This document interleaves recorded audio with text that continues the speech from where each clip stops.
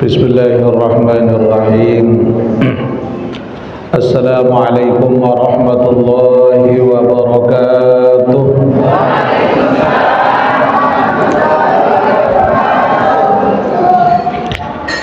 Alhamdulillahilladzi hadana lihadza wa ma kunna linahtadiya laula an hadana Allah.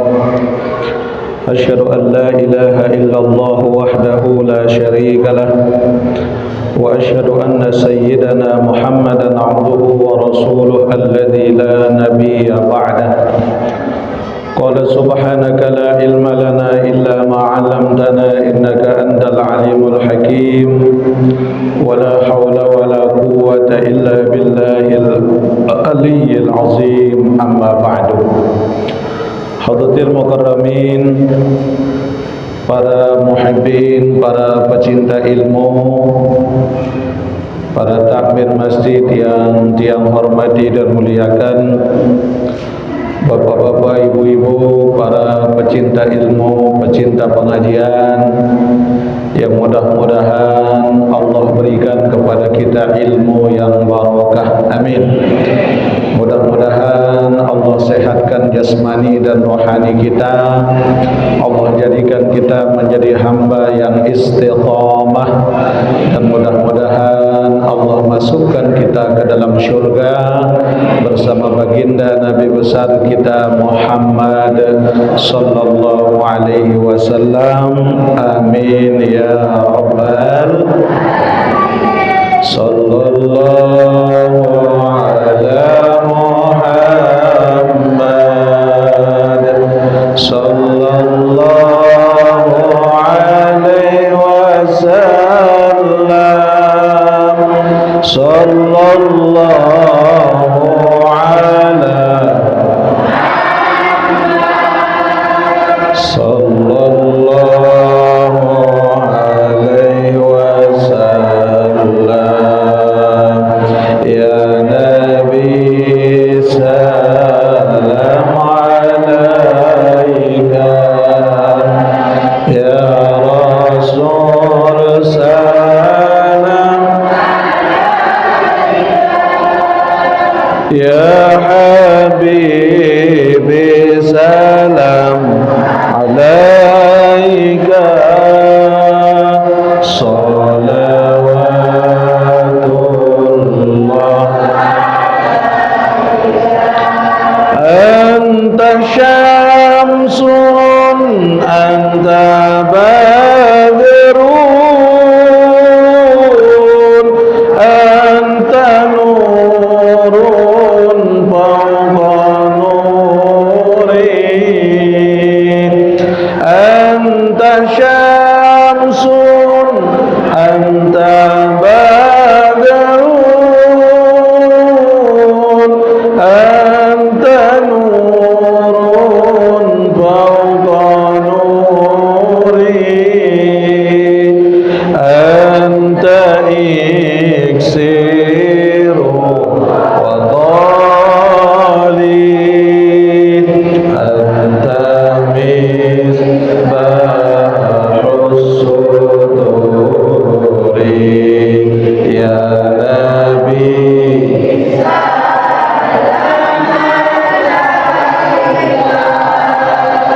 ya Rasul salam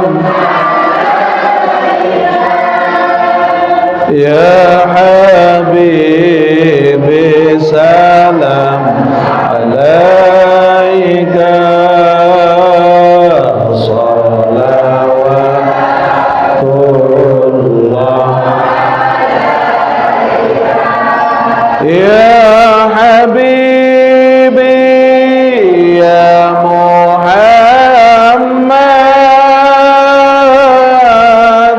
ya arusal khafiqaini ya Habibi ya arusal khafiqaini ya mu'ahiya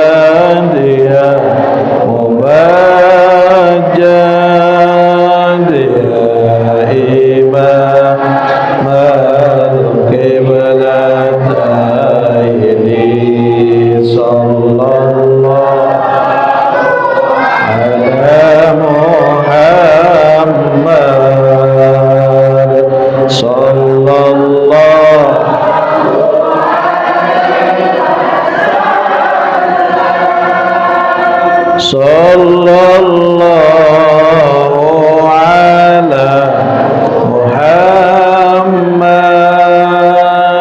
sallallahu.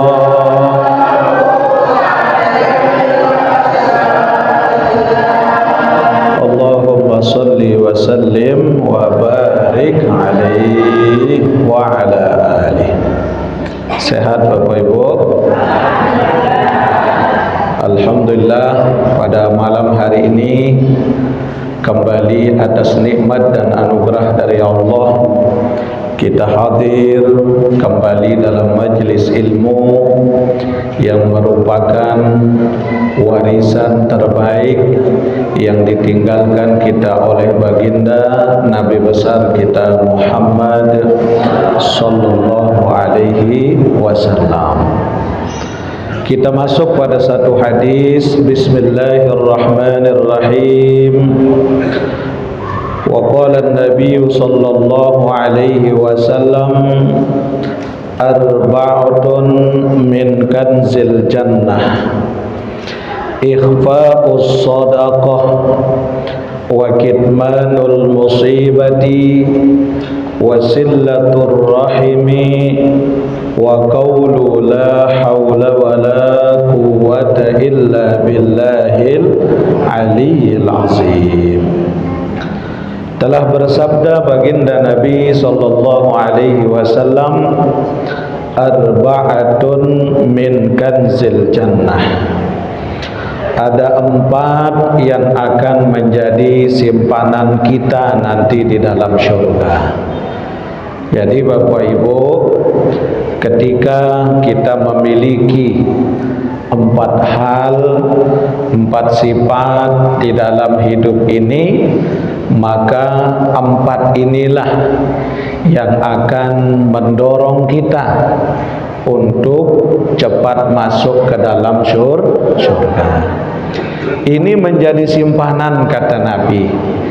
Ibarat kata kita punya rumah, kita punya harta, namun di samping harta yang kita punya pasti ada simpanan terbaik yang kita miliki. Maka yang 4 inilah simpanan terbaik itu nanti di dalam surga. Mana yang 4 ini? Sabda Nabi, ikhfa'us sadaqah. Yang pertama adalah orang yang mampu menyembunyikan sedekahnya. Artinya ketika dia bersedekah bukan karena ingin dikatakan dermawan, bukan karena ingin dikatakan pemurah, bukan karena ingin dikatakan menjadi orang baik, tapi dia bersedekah yang dia harapkan tidak pujian dari manusia, tapi yang dia harapkan adalah redha Allah subhanahu wa ta'ala. Karena Bapak Ibu, kalau kita menuntut ridho manusia dalam hidup ini, ghayatun la tudrak, adalah keinginan yang tidak mungkin bisa untuk kita capai, kata Nabi. Lamun tepeta ridho manusia. Kenapa demikian? Karena manusia itu sifatnya labil, suka berubah-ubah. Minal mutaghayyir, kata Nabi. Kadang makin pacu, bareh males. Makin taat, bareh males. Makin lembut, bareh kasar. Bahkan ini sifat manusia, minal mutaghayyir. Makanya jamaah, kalau kita di hadapan sesama makhluk ini, ketika kita punya 1000 kebaikan yang sudah kita lakukan dalam hidup, yang 1000 kebaikan itu akan mudah hilang hanya dengan sekali kita melakukan kesalahan. Betul tidak? 1000 bagus tejok dengan lagu sak 1000 kebagusan niki bau telang 1000 niki gara-gara arak sekali tersalah. Coba Bapak Ibu, kemarin sempat viral beberapa hari lalu seorang pendakwah dengan mengolok-olok seorang pedagang es teh kan? Ibu-ibu pasti update kan? Nah, itu sempat viral kan? Pelajaran berharga bagi kita oleh Allah. Allah nampakkan kebesarannya, Allah nampakkan kekuasaannya. Apa itu? Sangat mudah bagi Allah menjatuhkan orang hebat, orang masyhur, orang terkenal hanya dengan satu kalimatnya sendiri. Mudah bagi Allah. Dan sangat mudah bagi Allah mengangkat orang yang sudah rendah, orang yang miskin, orang yang tidak punya apa-apa, dalam hitungan menit derajatnya diangkat oleh Allah. Itu gampang bagi Allah. Nah, terus kita milu tersakit tangan, milu nyumpak. Lamun tejakan nyumpak milu sakit tangan, apa beda tidak kan cia?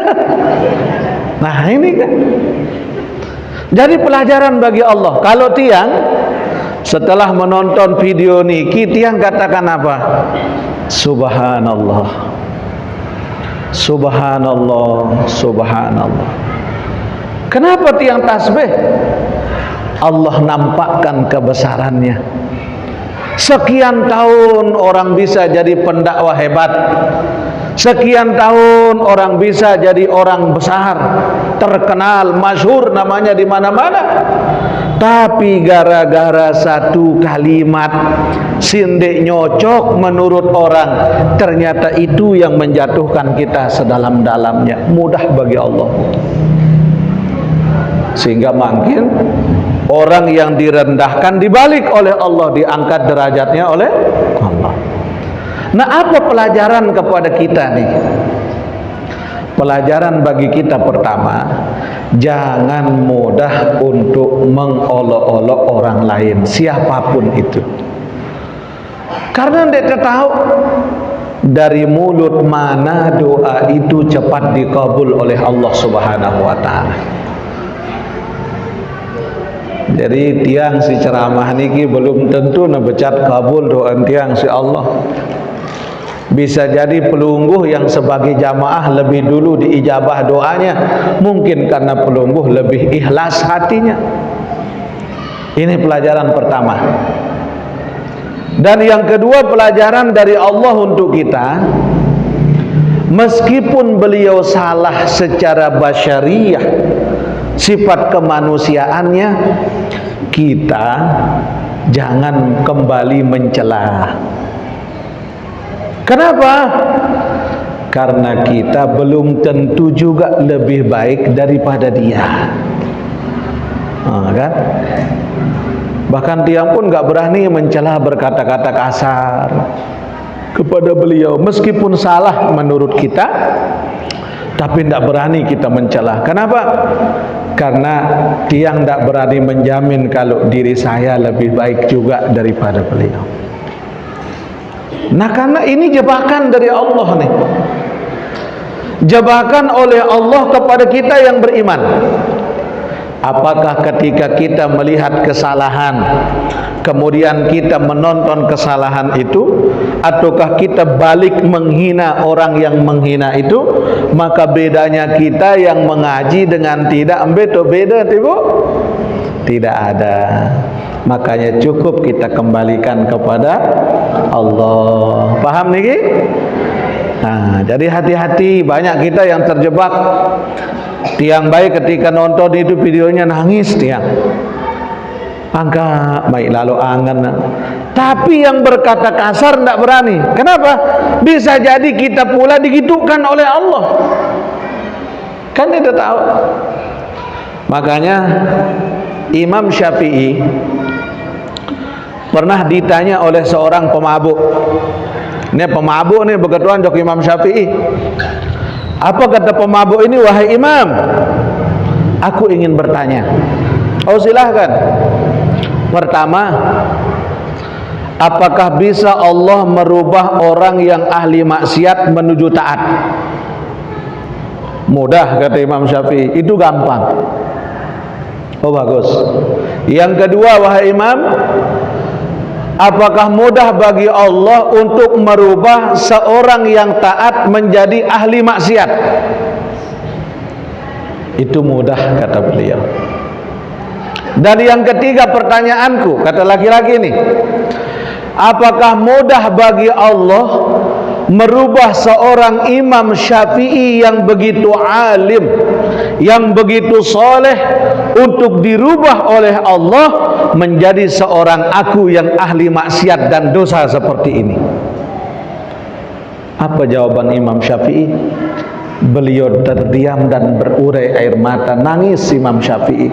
Apa kata beliau? Itulah yang aku takutkan, wahai saudaraku, yaitu ketika kebaikan yang sudah aku lakukan, ibadah yang sudah aku perbuat, namun ternyata gugur ibadah itu semua dengan sebab aku mengolok-olok engkau yang belum tentu lebih hina di sisi Allah Subhanahu wa taala. Nah, niki pelajaran dari Imam Syafi'i yang perlu kita ambil hikmahnya, bahwa apa? Tidak boleh kita merendahkan sesama manusia. Paham nih Bu? Mantalah nyompak-nyompak mantu video nun deh.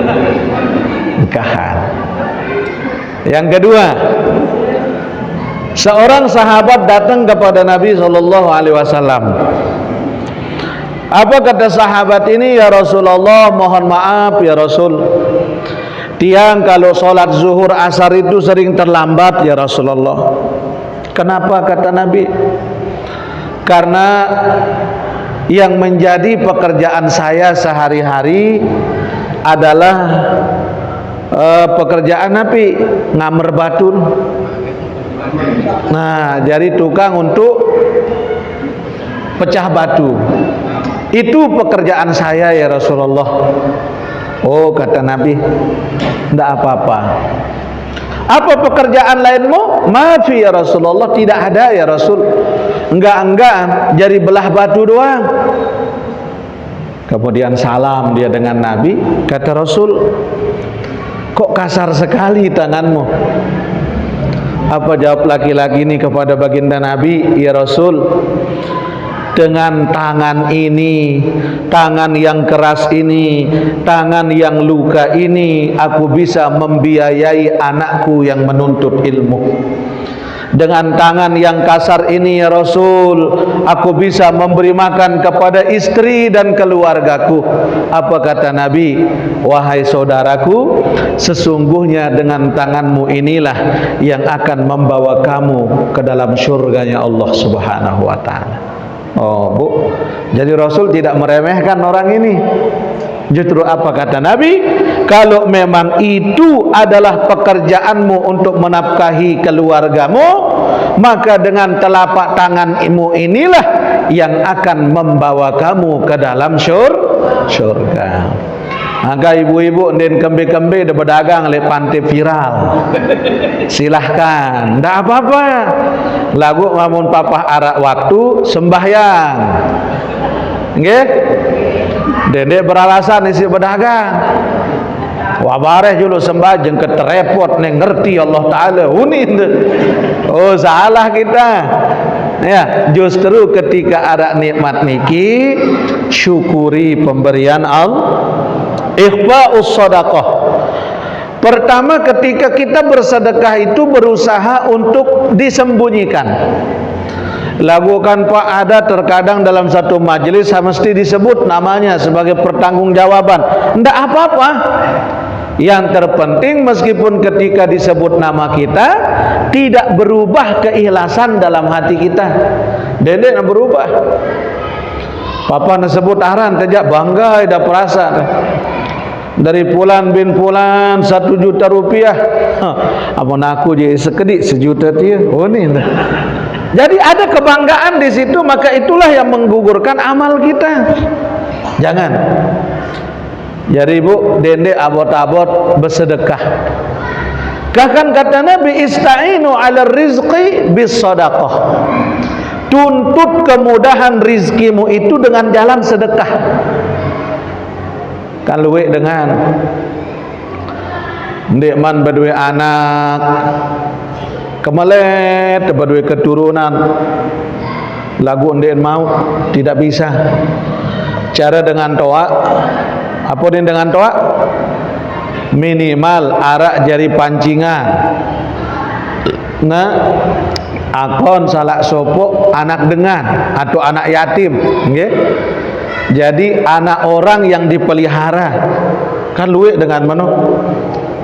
Tapi sesungguhnya dalam hukum agama itu sah-sah saja, tapi bukan itu sebabnya, okay? Nah jadi arak dengan beketua tuan guru amun dekman berdua anak tentu terpelihara anak dengan mah iya baik nggih wangi. Terus kedua lamun dekman berdua semama harus terpelihara semama dengan ni. Pada mebo ndak boleh nih.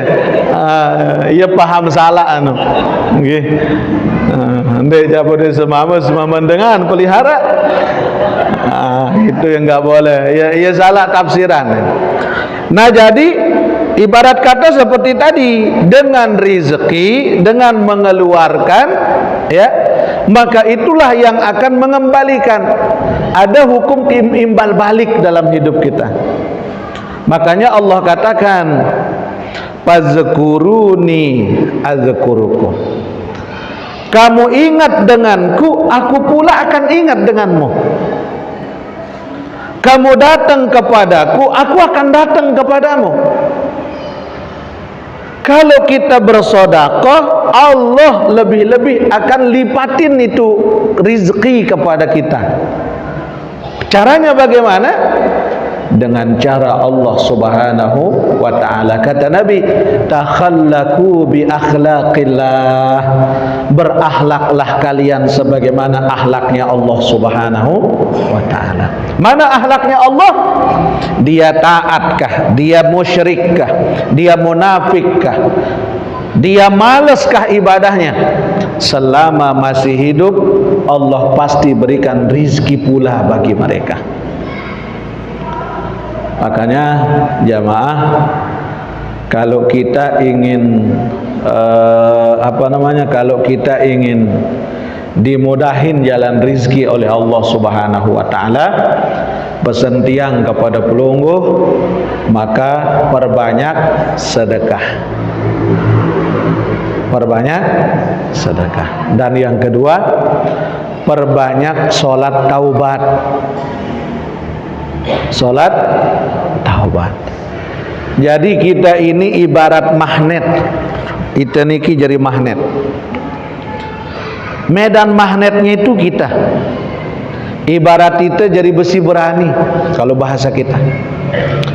Sementara setiap ada benda yang ada kandungan magnetnya, ketika akan berjumpa dengan medan magnet, maka dia pasti mendekat.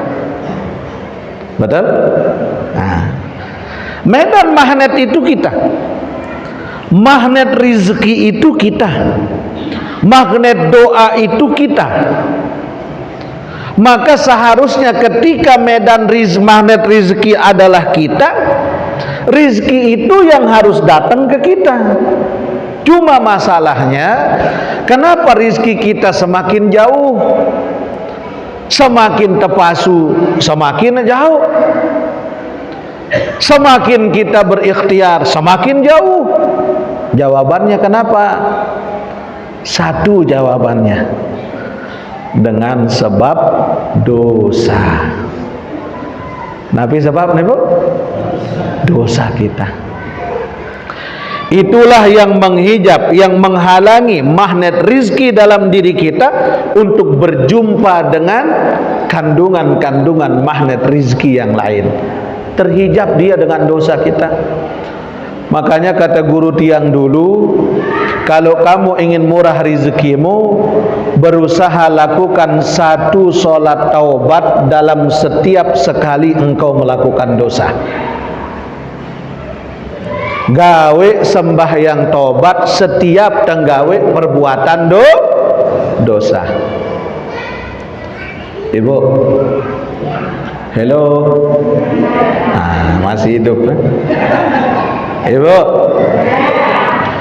sebulan sawah liwat pira kali terbegosip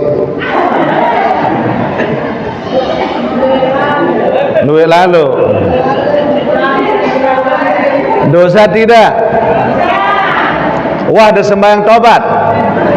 Nah iya masalah. Kita tahu itu salah, kita tahu itu dosa, nggih. Tapi kenapa taubatnya itu masih kita undur-undur? Maka dosa itu semakin menggumpal. Maka berusaha sholat taubat kapanpun, bukan karena kita berbuat dosa yang banyak, tidak. Baginda Nabi Sallallahu Alaihi Wasallam saja, nggih, baginda Nabi setiap kali beliau habis sholat beliau taubat kepada Allah. Kita banyak dosanya, jarang taubatnya. Ya Allah, padahal dosa teluwe. Nah, lakukan sholat taubat. Pira rakaat Pak? Berapapun rakaatnya, paling sedikit 2 rakaat. Kalau bisa 8 rakaat. Jadi misalkan satu dosa yang kita lakukan, astagfirullahaladzim ya Allah, apa salah konek, apa syarat rizki hari ini ya Rob, ya Allah ampuni hamba. Ingat dosa kita, saya pernah begini ya Allah. Langsung mandi taubat atau wudu, sholat sunnah 2 rakaat untuk membayar dosa yang pernah kita lakukan.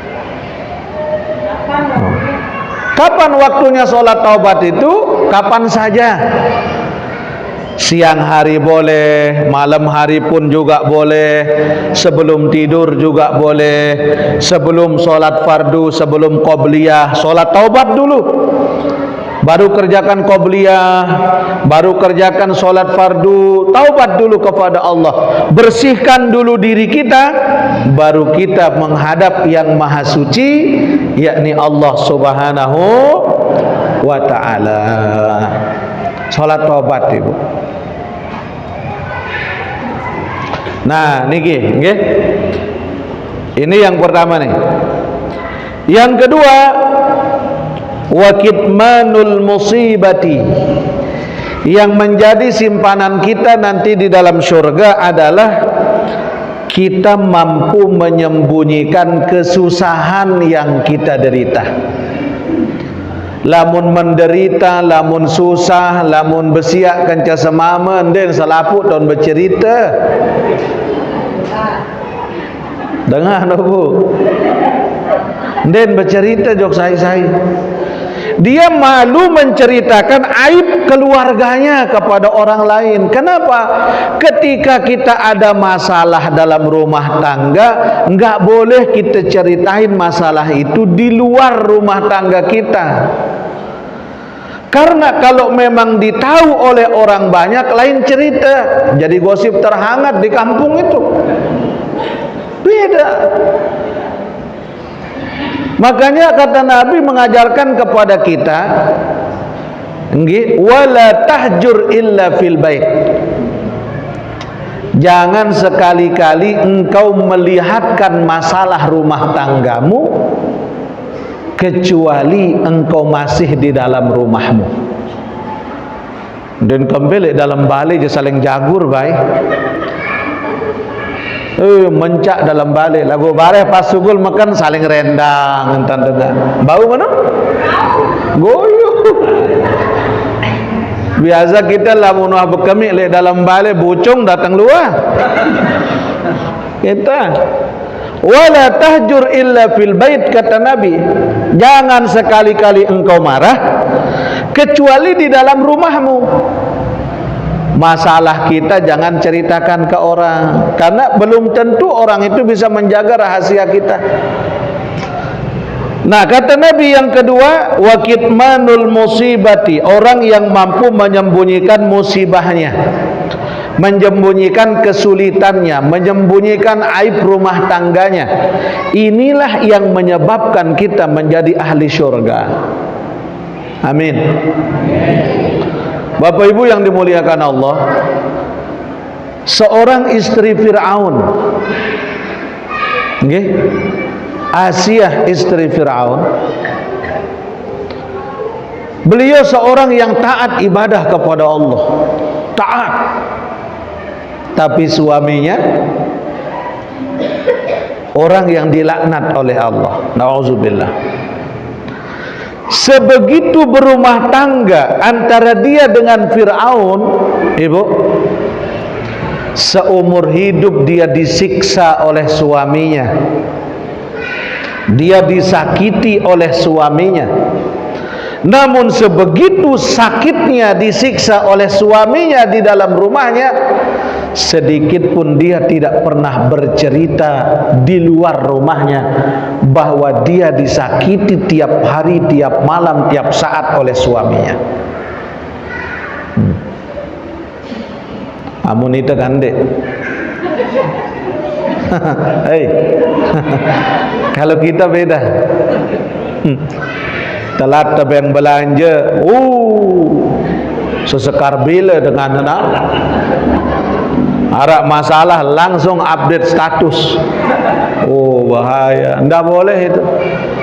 Makanya dinukil disebutkan bahwa wanita yang akan menginjakkan kakinya di dalam surga yang pertama kali adalah Maryam, ibunda Nabi Isa. Kemudian Asiah istri Fir'aun.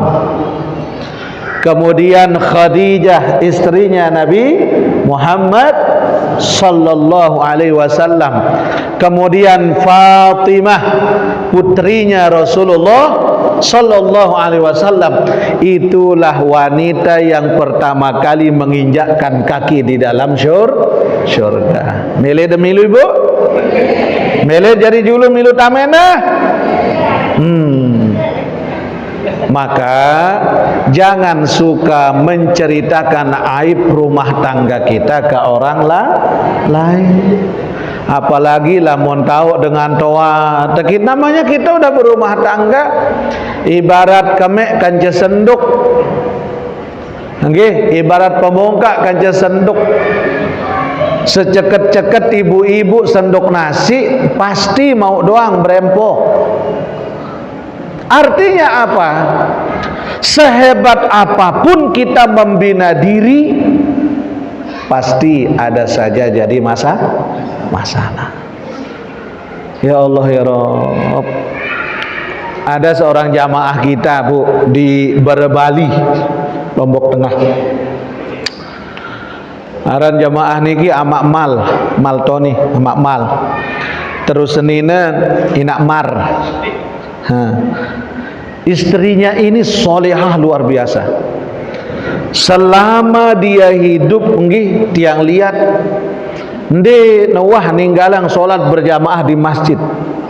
Sesibuk apapun dia, serame apapun tamunya, justru tamunya diajak ke masjid. Terus solehahnya, ibu labuna priapang semama isi kanduk daun ambon, misal daun kelor atau apa, iya doang jadi kanduk, minta maaf dia sama suaminya. Apunin ampura kakak enggih, selama berumah tangga wah luwe bayin ta kakak, mohon maaf kakak, lamun ieu engkah enggak kemampuan tiang priapang pelungguh kadu daun ambon, kadu antap, maaf balik-balik kakak, reda tiang jadi seninan dah dengan apa kemampuan saya ini, terima dengan segala kekurangannya. No, Masya Allah. Sudah rak menonton ibu? Payah. Ya Allah. Nah ini Jadi luar biasa ketika kita mampu menyembunyikan kekurangan kita di antara kedua belah pihak, itu yang indah dalam rumah tangga.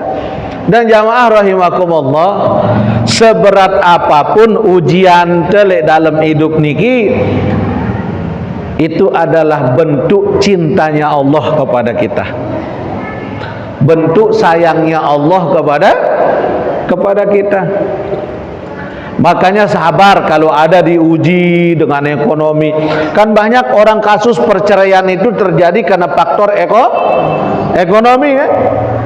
Iya doang jadi faktor perceraian. Ada orang bertanya, Tuan Guru, katanya kan tazawwajun nisa fa innahunna ya'tina bil mal. Nikahilah wanita itu, maka sesungguhnya dengan menikah itu akan mendatangkan harta bagimu. Tapi kenapa kasus perceraian itu banyak terjadi gara-gara faktor kurangnya ekonomi? Di mana letak hadis itu? Harap tu jawab. Ayo, di mana letak makna hadis itu? Yang mengatakan tazawwajun nisa fa innahunna ya'tina bil mal. Nikahilah wanita itu, sesungguhnya dengan menikahi wanita itu akan mendatangkan harta dalam rumah tanggamu. Artinya begini, sebanyak apapun harta yang kita dapat, rizki yang kita terima, kalau memang hati kita tidak pernah bisa bersyukur kepada Allah, maka tidak akan bisa kita hidup kaya. Enggak akan pernah bisa kita hidup cukup, ibu. Lamun hati ente niki selalu merasa kurang. Itulah masalahnya. Tidak ada orang menikah yang tidak dikasih rezeki oleh Allah. Cuma hati ini tidak pernah merasa cukup atas pemberian Allah. Paham nih Bu? Makanya pira-pira tapi yang saya semama dah terima baik, bareh ngendeng malik. Terima. Nah, jamaah rahimakumullah, ayo sekarang kita bongkar rahasianya sekarang nih. Kita diuji sama Allah dengan ekonomi, dengan masalah hidup, banyak ujian kita. Bahkan kita sering terpuruk karena hutang dan sebagainya. Ketahuilah Bapak Ibu, ibarat kata misalkan kita berada di tanah suci nih, di Masjidil Haram. Amin. Sakode amin dan mau. Amin. Misal kita di Masjidil Haram, kita tawaf nih. Subhanallah walhamdulillah wa la ilaha illallah Allahu akbar wa la hawla wa la quwwata illa billahil aliyyil azim. Amin. Dari rukun Hajar Aswad kita mulai berjalan. Di tengah perjalanan tawaf, biasa orang di depan Hajar Aswad berjejek, saling dorong, saling sikut kiri kanan. Ternyata di tengah ramainya orang yang tawaf, tiba-tiba kita terjatuh sampai berdarah lutut kita, berdarah gigi kita, karena sudah terjatuh. Tapi ternyata setelah kita lihat ke belakang, yang membuat kita terjatuh adalah rombongan Imam Haram Syekh Sudes yang diikuti oleh para askar mengelilingi dia untuk masuk ke dalam Ka'bah mengimami solat berjamaah. Kira-kira ite sak gerik niki sili atau cemoh dah? Hah? Sili atau cemoh dah? Tiba-tiba kita terjatuh nih, udah berdarah lutut kita. Ternyata setelah lihat di belakang, ya Allah, Syekh Sudes di belakang saya. Dia mau ke Ka'bah, ingin jadi imam. Nah, berembe perasaan ibu. Senang apa ndek? Senang apa sili? Barembe lamun sakit lutut nih. Darah idah. Apa yang membuatkan dia hilang rasa sakitnya berganti dengan bahagia? Karena kita bisa berjumpa dengan orang sedunia yang memuliakan dia, sedunia yang ingin bertemu dengan dia. Bahkan qadarullah mau pelunggu bersalam dengan Syekh Sudes. Amin. Mau bersalam dengan Syekh Sudes, hilang sakitnya. Bahkan andin juk HP melet berselfie hendak, hilang sakitnya. Kenapa? Karena yang menyebabkan kita terjatuh adalah orang yang mulia di dunia, yang masyhur namanya, bahkan semua orang pun ingin berjumpa dengannya. Ternyata dengan sebab jatuhnya kita bisa berjumpa dengan orang yang mulia, hilang sakitnya. Sekarang dalam hidup, bagaimana kalau yang menjadikan kita terjatuh, terpuruk, hina, susah, itu adalah Allah Subhanahu wa ta'ala. Bu, kita terjatuh, lelah, sakit, tapi itu dengan sebab Allah yang akan meninggikan derajat kita. Kira-kira ngerumun apa senang pelungguh? Nah kan darak bani berjawab. Baru dia semangat, senang, bahagia, hilang sakitnya. Sekarang yang membuat kita sakit itu Allah, yang ngejatuhin kita Allah, yang membangkrutkan usaha Allah. Nah, berembeh ngerumun atau sabar? Kenapa demikian? Allah tidak akan menguji hambanya sesuai dengan batas kemampuan mereka. Mungkin kita dulu pernah berbuat dosa, mungkin dulu kita pernah berbuat salah, dan cara Allah untuk mengampuni kesalahan kita dengan cara Allah harus menguji iman kita. Akan denarak sia-sia Bapak Ibu. Bila perlu lamun mau masalah, kata guru tiang, terima masalah itu dengan bahagia. Bila perlu lamun narak masalah, muni kena, wow keren. Alhamdulillah. Ada orang tak senang dengan kita, bucung doang selaman terliwat, muni le julut, oh keren senyumnya. Tiang pun masih belajar Bu dengan hal ini. Kenapa? Kemarin sebelum wisuda di Surabaya, tiang kaget melihat salah seorang guru besar tiang. Dia seorang dosen, profesor, subhanallah, dia ahli tafsir, ahli hadis, jadi dosen di mana-mana. Tapi malamnya tiang jumpa sama beliau, seorang profesor, guru besar, ahli hadis, kemudian gelar di belakangnya gelar luar negeri semua. Tapi malamnya tiang lihat apa yang dilakukan oleh beliau. Tiang ketemu di alun-alun Surabaya.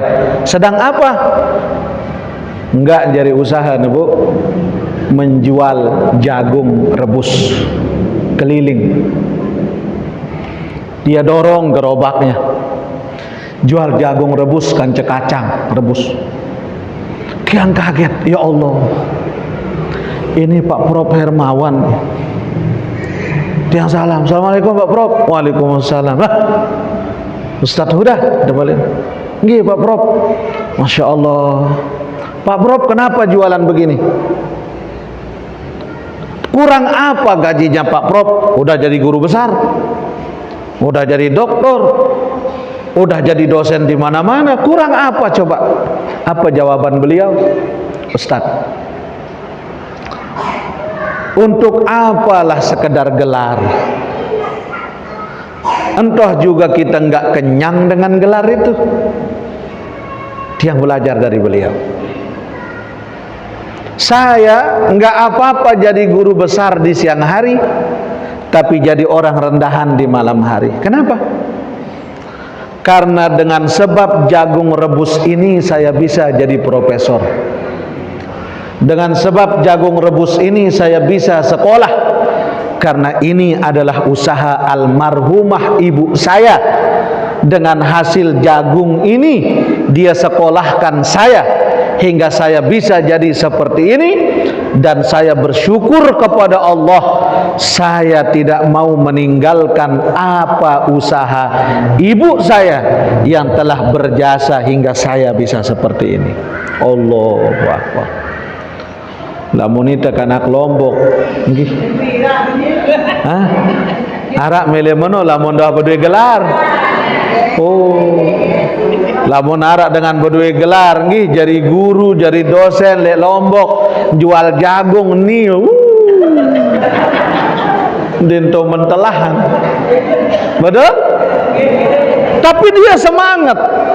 Dia katakan apa? Dengan sebab hasil ini saya melihat keringat ibu saya bisa jadi profesor dengan sebab hasil jagung rebus tiap malam. Makanya saya niatin saya ganti pekerjaan ibu saya, karena ini pekerjaan mulia. Allahu Akbar. Makanya Bapak Ibu, kita belajar sederhana dalam hidup. Kalau kita ingin bahagia, berusaha hidup sederhana. Berusaha hidup sederhana. Tidak apa-apa kita punya sepeda motor ceketer, baru lampak sekilo, wah peleng knalpot. Tapi bisa kita pakai datang ke masjid daripada naik mobil mewah tapi tidak pernah dibawa ibadah. Jamaah rahimakumullah, terkadang kita salah memaknai bahagia itu. Kita punya pikiran, oh bahagia hidupnya ya kalau makan itu di rumah makan mewah, dia naik mobil, sepatunya bagus. Padahal dia udah tahu bilang bulan lelah sakit otak mikiran setoran. Ayo sekarang kita rubah mindset berpikir kita Bapak Ibu. Bahagia itu tidak harus mewah.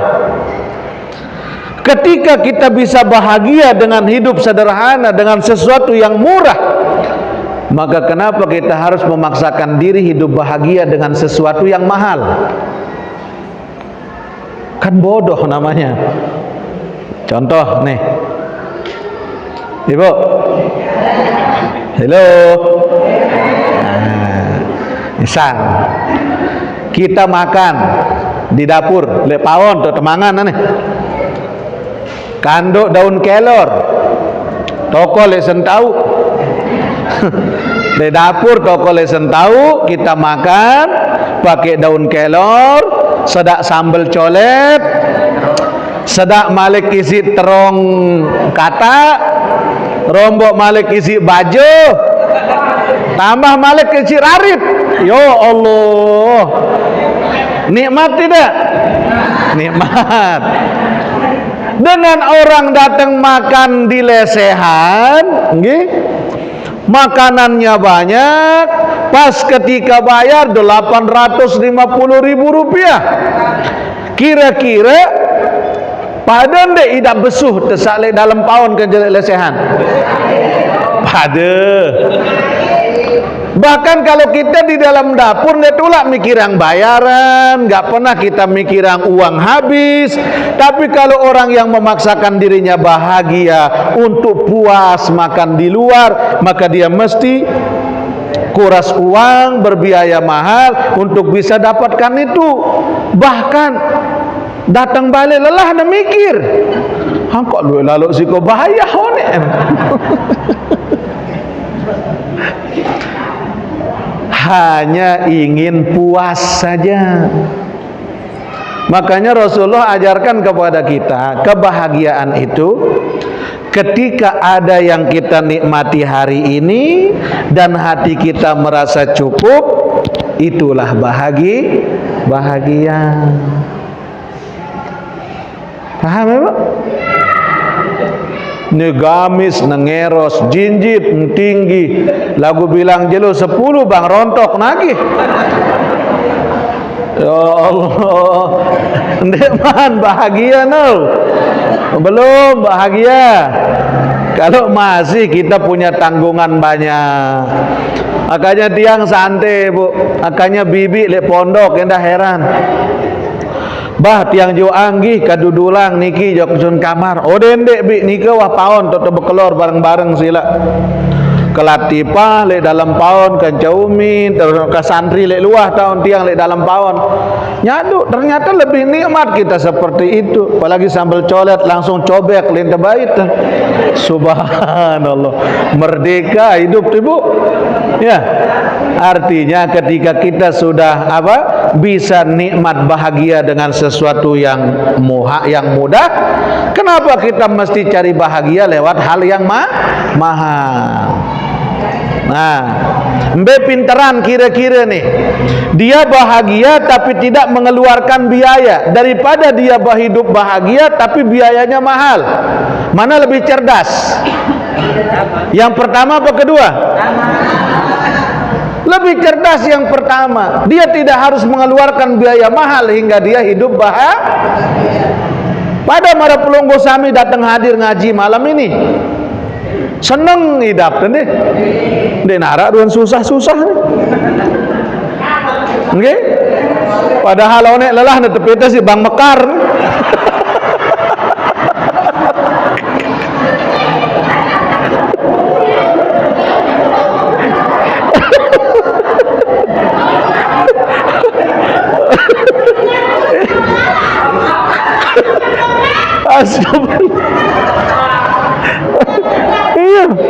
Iya. Kan hilang susahnya kita bu. Dengan sebab apa? Alhamdulillah, inilah nikmatnya majelis ilmu. Si susah-susah telang susah tuh. Lagu bare mau datang balik Malik sakit otak.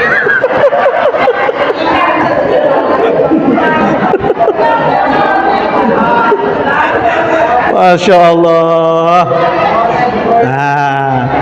Nah inilah hebatnya namanya ilmu.